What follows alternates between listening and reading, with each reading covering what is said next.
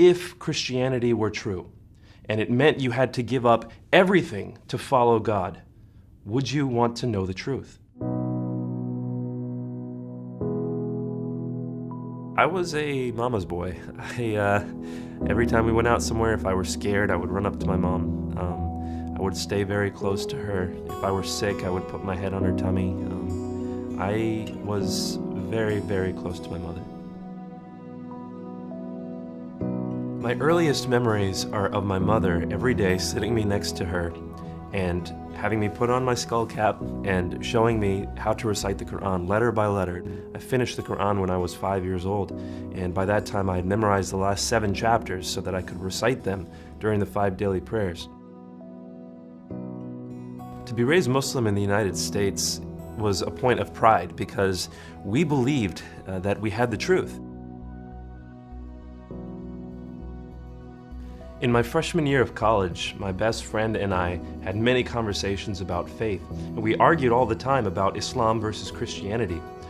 But one specific day, he pulled me aside and he said, "Nabeel, if Christianity were true, and it meant you had to give up everything to follow God, would you want to know the truth?"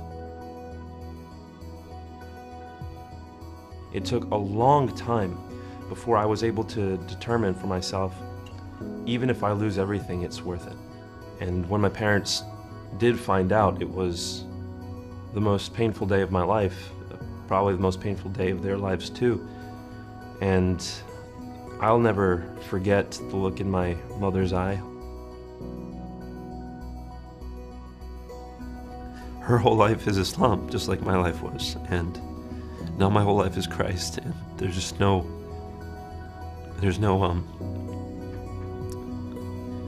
connection anymore. But to have Christ in my life makes every loss worth it. My hope and my prayer for this book is that everyone who picks it up would draw closer to one another.